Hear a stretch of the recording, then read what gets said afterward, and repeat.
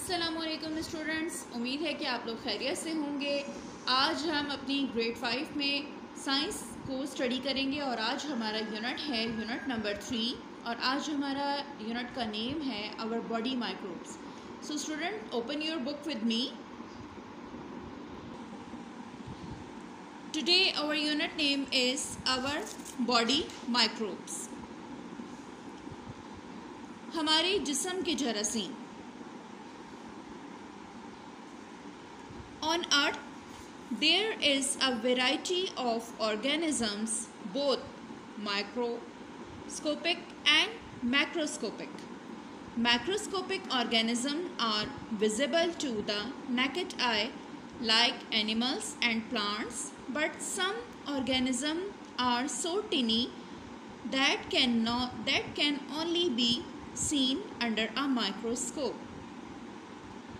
Student, इस paragraph में हमें बताया गया है कि हमारी अगर आप ज़मीन पे देखें तो आपको मुख्तलिफ़ तरह के हर तरफ जानदार नज़र आएंगे, लिविंग ऑर्गेनिज़म्स आपको नज़र आएंगे। कुछ लिविंग ऑर्गेनिज़म जैसे एनिमल और प्लांट हैं जिन्हें हम आम आँख से देख सकते हैं, वो हमारे पास क्या कहलाते हैं? मैक्रोस्कोपिक। और वो जानदार जिन्हें आप आम आँख से नहीं देख सकते, वो बहुत छोटे होते हैं, उनको देखने के लिए आपको माइक्रोस्कोप की ज़रूरत होती है और वो यूनिसेलुलर होते हैं, एक सेल पे डिपेंड करते हैं, एक सेल से बने हुए होते हैं, उन्हें हम कहते हैं माइक्रोस्कोपिक।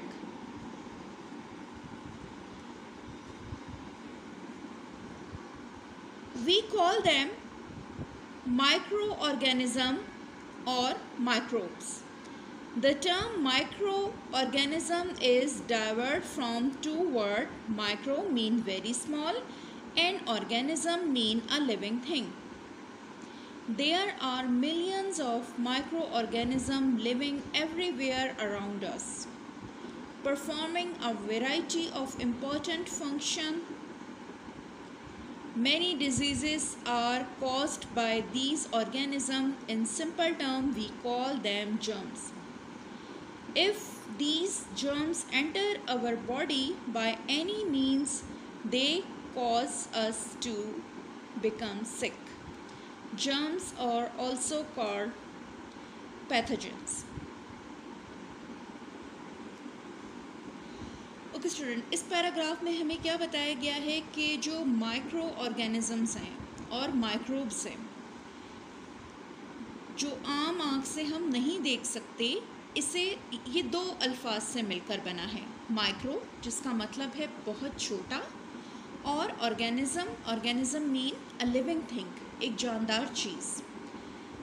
अब हमारे इर्द गिर्द अगर आप देखें, हमारे माहौल में हम हर तरफ जो है ये छोटे छोटे माइक्रो ऑर्गेनिजम्स मौजूद हैं और जो मुख्तलिफ़ तरह के टास्क परफॉर्म कर रहे होते हैं, मुख्तलिफ़ तरह के उनके काम होते हैं, मुख्तलिफ़ तरह की उनकी जो है वो साख्त होती है। और इन सिंपल टर्म्स, आम ज़बान में हम इन्हें कहें कि ये माइक्रो ऑर्गेनिजम्स क्या कहलाते हैं? जर्म्स कहलाते हैं, जरासीम कहलाते हैं। और अगर ये जरासीम किसी भी तरीके से हमारे जिस्म के अंदर दाखिल हो जाएं तो ये हमें बीमार कर सकते हैं।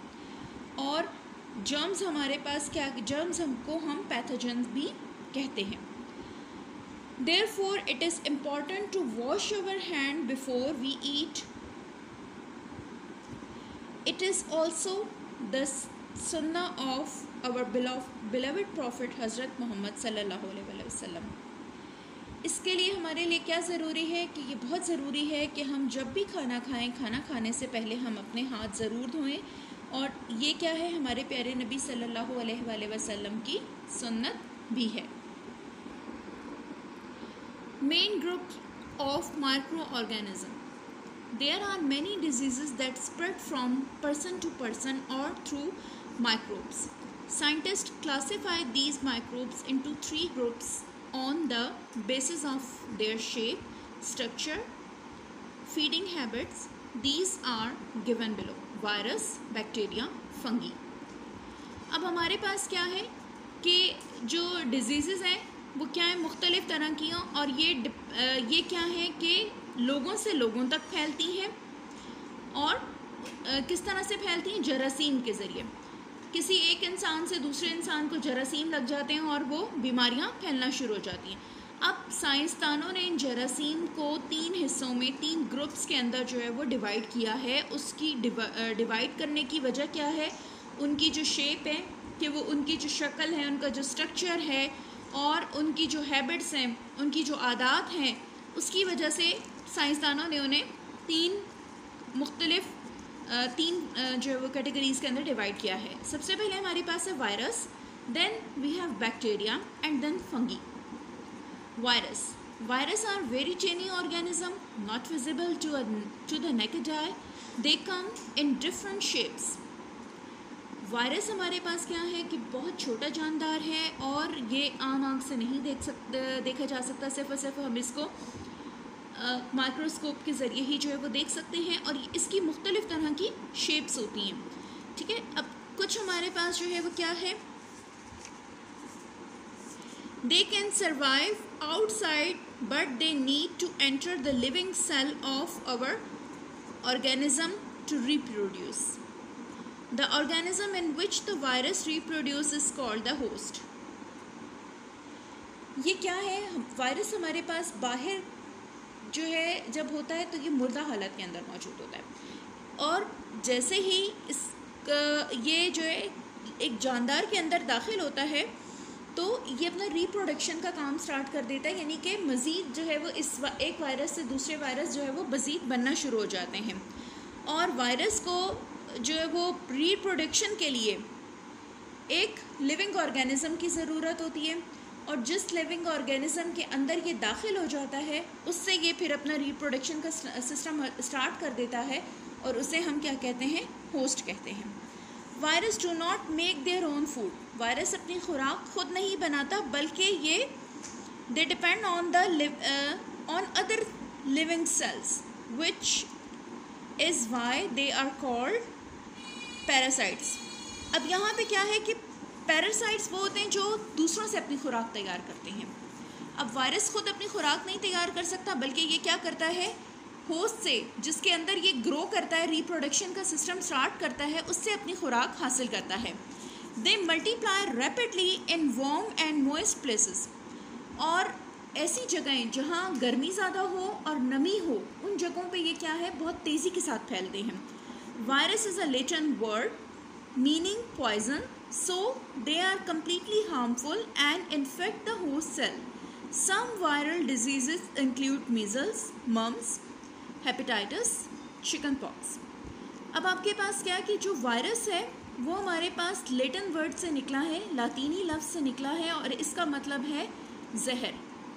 इसका क्या मतलब है कि ये जब किसी इंसान के अंदर दाखिल होता है तो उससे मुकम्मल तौर पे उसके अंदर उसके लिए एक नुकसानदेह साबित होता है और ये मुकम्मल तौर पे किसी भी इंसान को बीमार कर सकता है। और आपके पास जो वायरस से बीमारियां फैलने वाली बीमारियां हैं वो आपके पास मम्स हैं। ठीक है, मम्स जिन्हें हम कन पेड़ कहते हैं, जो कान के पास गिल्टियाँ हो, दोनों कानों के नीचे गिल्टियाँ हो जाती हैं और हमारा गला जो है वो सूज जाता है और कान में शदीद किस्म का दर्द होता है। मीज़ल्स, छोटे छोटे जो है वो आपके पूरी बॉडी के ऊपर दाने निकल आते हैं। हेपेटाइटिस, आपके जिगर की जो है वो बीमारी होती है जिसमें आपका ब्लड नहीं बन रहा होता। चिकन पॉक्स, आपकी पूरी बॉडी के ऊपर रेड कलर के जो है वो सब हाई फीवर के साथ दाने निकल आते हैं और आप अगर उन्हें जो है वो प्रॉपर ट्रीटमेंट ना मिले तो वो एक दूसरे वो आपको बहुत ज़्यादा जो है वो नुकसान पहुंचा सकते हैं और वो एक इंसान से दूसरे इंसान के ऊपर भी ट्रांसफ़र होते हैं। Bacteria are small unicellular organism present all around us. Can only be seen with the help of microscope. Bacteria are different shape, rod, spiral, round. Some have a tail-like structure called flagella which helps them to swim as shown below. अब bacteria क्या है? ये भी unicellular यानी एक cell से बना हुआ जानदार है जो क्या करता है, हमारे हर तरफ फैला हुआ है और सिर्फ ये इसको हम माइक्रोस्कोप से ही देख सकते हैं। खुर्दबीन जो बहुत छोटे छोटे जो है वो जानदारों को देखने के लिए इस्तेमाल हो सकती है, सिर्फ हम उसे देख सकते हैं। अब बैक्टीरिया की मुख्तलिफ़ तरह की शेप्स होती हैं, लाइक रॉड, एक बिल्कुल रॉड की तरह सीधा होता है, स्पायरल राउंड जैसे स्प्रिंग होता है राउंड हुआ हुआ, इस तरीके से जो है वो जैसे ये आपका राउंड हुआ हुआ है, इस तरह से राउंड हुआ हुआ होता है। और tail like structure, tail like इस तरह से, ये देखें ये टेल इसकी बनी हुई होती है, ठीक है, जिससे क्या करता है, हेल्प करता है इसको स्विम करने में, ठीक। Bacteria grow and reproduce outside with in the body and cause infection. Bacteria क्या करता है कि बॉडी के बाहर, जिस्म के बाहर जो है वो रहता है और उसे बीमार करता है। They grow and multiply rapidly and make us ill. ये जो है वो तेज़ी से क्या करते हैं, बढ़ते हैं और हमें बीमार करते हैं। Some common bacteria caused by the bacteria are mouth sore, tooth decay, ear infection, cholera, typhoid, food poisoning and pneumonia. Some bacteria are useful to human being. For example, useful bacteria lives in our intestine and help us to use important food, nutrients and aid in digestion. अब यहाँ हमारे पास क्या है कि bacteria, दो तरह के बैक्टीरिया होते हैं। एक हमारे पास हेल्पफुल बैक्टीरिया हैं। हेल्पफुल बैक्टीरिया जो है वो इंसान की बॉडी के अंदर मौजूद होते हैं, इंस्टेंटाइन के अंदर मौजूद होते हैं, और वो जिस्म के अंदर जो हमारी खुराक हम लोग इस्तेमाल करते हैं उसकी ग़िज़ाइयत को हमारी बॉडी के अंदर एब्ज़ॉर्ब करने में हेल्पफुल होते हैं। और दूसरा जो है ये क्या करते हैं कि जब हम खुराक खाते हैं, जो भी हम खाना खाते हैं उसको हज़म करने में हमारे लिए मददगार साबित होते हैं, हमारे इंस्टेंटाइन के, स्मॉल इंस्टेंटाइन के अंदर मौजूद होते हैं। और एक हमारे पास है हार्मफुल बैक्टीरिया। अब हार्मफुल बैक्टीरिया क्या करता है कि हार्मफुल बैक्टीरिया जो है वो हमारे जिस्म के बाहर होता है और उसके जर्म्स जब हमारी बॉडी के अंदर दाखिल होते हैं, वो जरासीम जब हमारी बॉडी में अंदर जाते हैं तो वो हमें बीमार कर देते हैं। जैसे टाइफाइड हो गया, जैसे आपके पास फूड पॉइजनिंग हो गया, क्लोरिया आपके पास हो गया, इन्फेक्शन, नमोनिया, इस तरह की जो बीमारियां हैं वो इनसे फैलती हैं। Fungi are multicellular organism. They are different type of fungi. They are also exist in a variety of different size, ranging from microscopic to macroscopic. Mold and yeast are common example of microscopic fungi, while mushrooms are macroscopic fungi. अब fungi हमारे पास क्या है, multi cellular organism है, और ये मुख्तलिफ़ तरह की फंगी जो है वो होती है। अब ये हाँ हमारे पास मुख्तलिफ़ तरह की फंगी और ये डिफरेंट साइज़ के अंदर होती है, और ये माइक्रोस्कोपिक भी होती है, यानी कि आम आँख से नहीं देखी जा सकती, और ऐसी भी होती है जैसे हम आम आँख से देख सकते हैं। और उसकी जो मिसाल है वो हमारे पास क्या है, मशरूम्स है, ठीक है। मशरूम्स अक्सर आप लोगों ने देखा होगा जहाँ पे फूल पौधे ज़्यादा लगे हुए होते हैं, वहाँ छोटी छोटी बिल्कुल छतरी नुमा चीज़ें छोटी छोटी वो खुद निकल आती हैं वहाँ पे, जहाँ पे नमी वाला एरिया हो ज़्यादा और जहाँ उनको मौसम आबो हवा मुवाफिक मिल जाए तो वहाँ पे खुद ब खुद जो है ना वो निकल उग जाती हैं। उन्हें मशरूम्स कहते हैं और वो काफ़ी जहरीली होती है। फंगी में look like plant but they can not make their own food. Fungi जो है वो पौधों की तरह नज़र आती है लेकिन वो अपनी खुराक खुद तैयार नहीं कर सकती। इंस्टेड दे कंज्यूम लिविंग और dead decaying matter by making them road.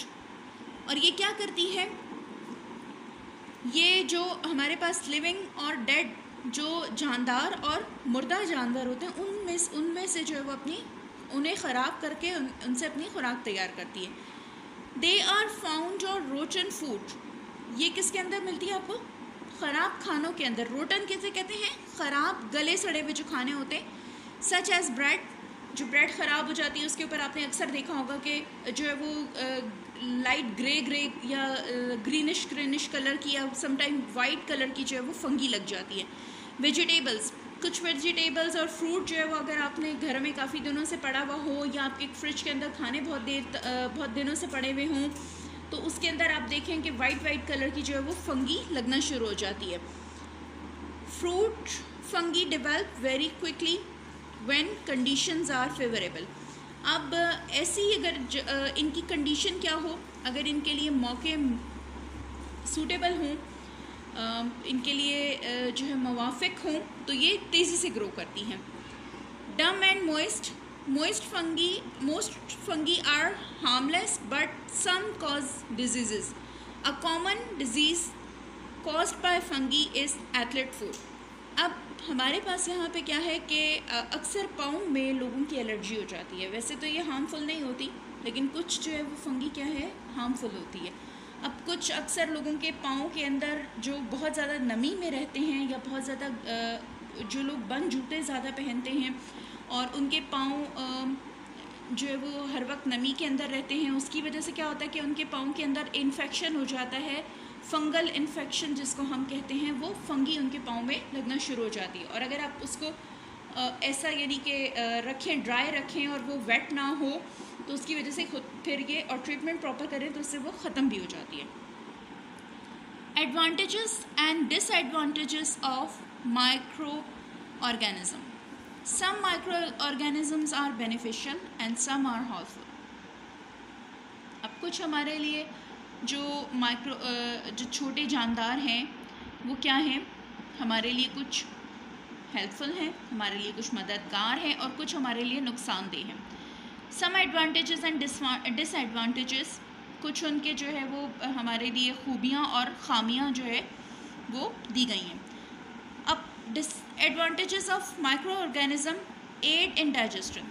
Many bacteria live in the human intestine and aid in digestion of food.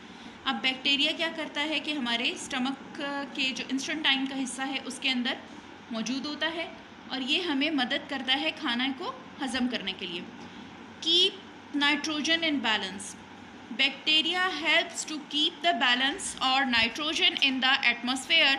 Such bacteria are called nitrogen fixing bacteria.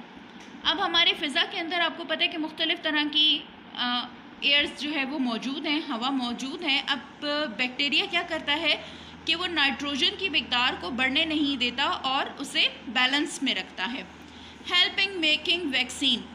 Some micro organism are used for making vaccine. A vaccine is the synthetic substitute used to provide the immunity against one or several diseases. अब microscopic जो bacteria है वो क्या करते हैं कि बाज़ात vaccine बनाने के लिए भी कुछ बीमारियों के ख़िलाफ़ भी हम इनका इस्तेमाल करते हैं। और ये क्या करते हैं कि हमारे इम्यूनिटी, अब इम्यूनिटी क्या होता है, हमारी बॉडी का रेजिस्टेंस सिस्टम, यानी बीमारियों के ख़िलाफ़ क़ुव्वत मदाफ़ियत।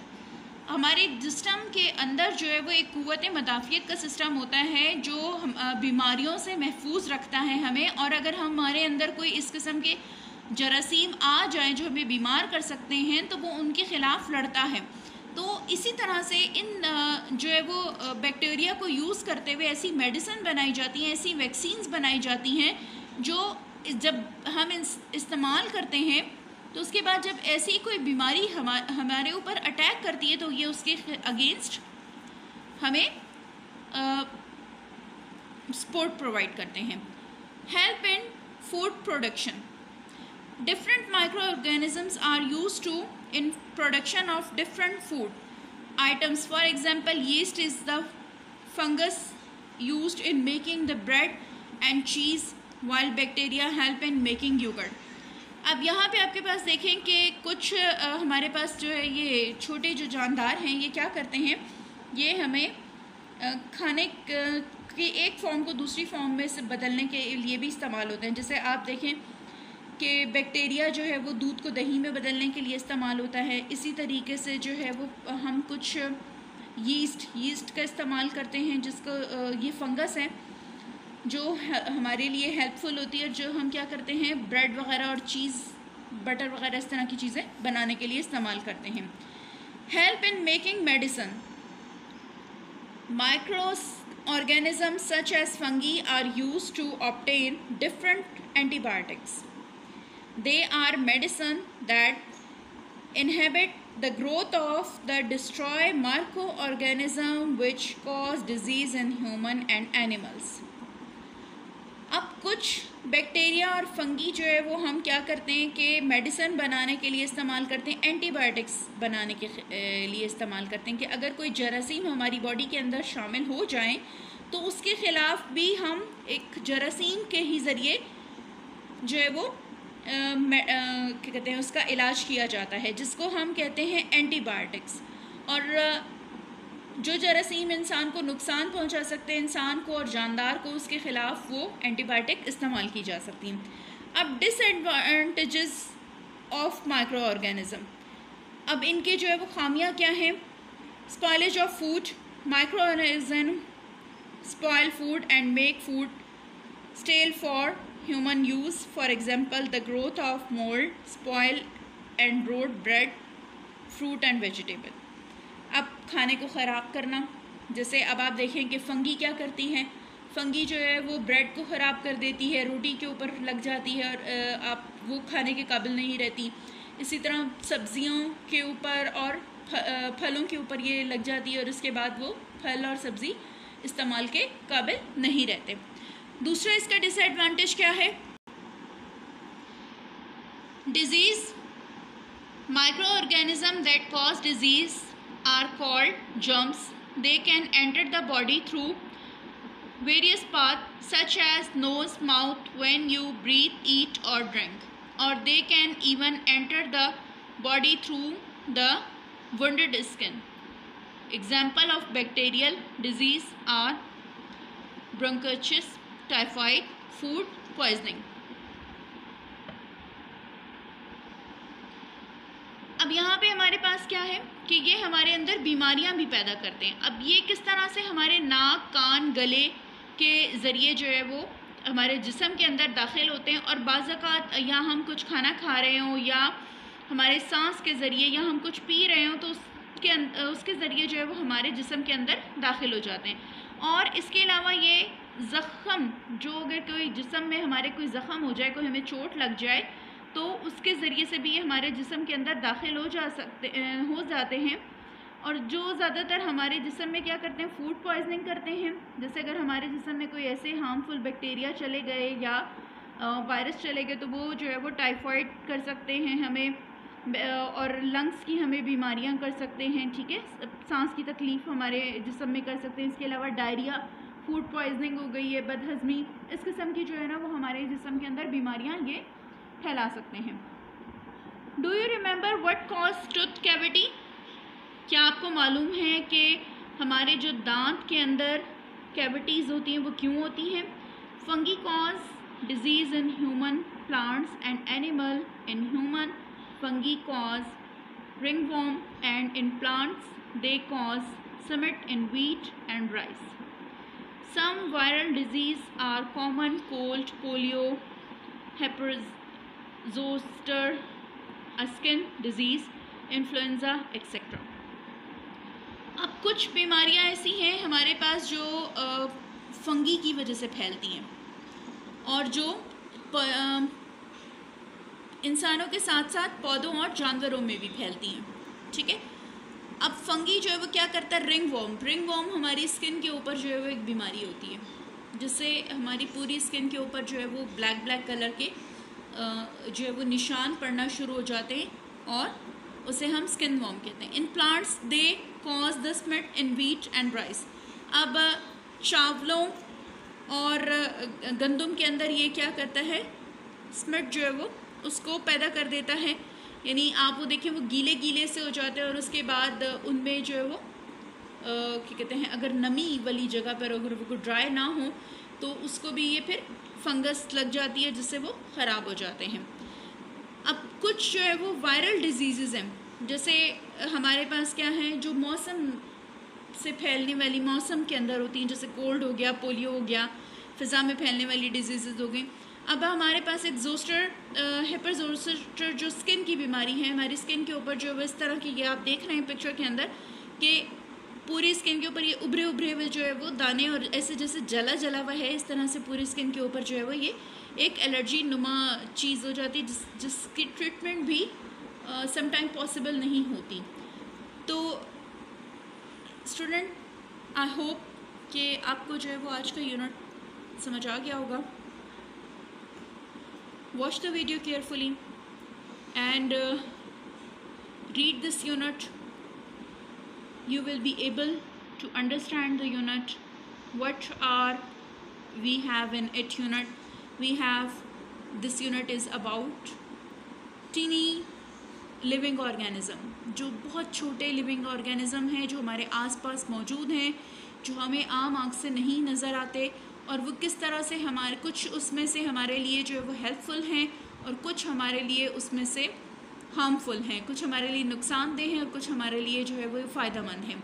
तो वो जो लिविंग ऑर्गेनिज़म, जो छोटे जानदार हैं, वो किस तरह हमें बीमार करते हैं और किस किस तरह से जो है वो हमारे जिस्म के अंदर दाखिल हो सकते हैं, इस यूनिट के अंदर बेसिकली इन चीज़ों को डिस्कस किया गया है। प्लीज़ इस यूनिट को अच्छे से जो है वो रीड आउट कीजिए और वीडियो को अच्छे से सुनिए ताकि आप इस यूनिट के बारे में समझ सकें। टेक केयर स्टूडेंट्स, अल्लाह हाफ़िज़।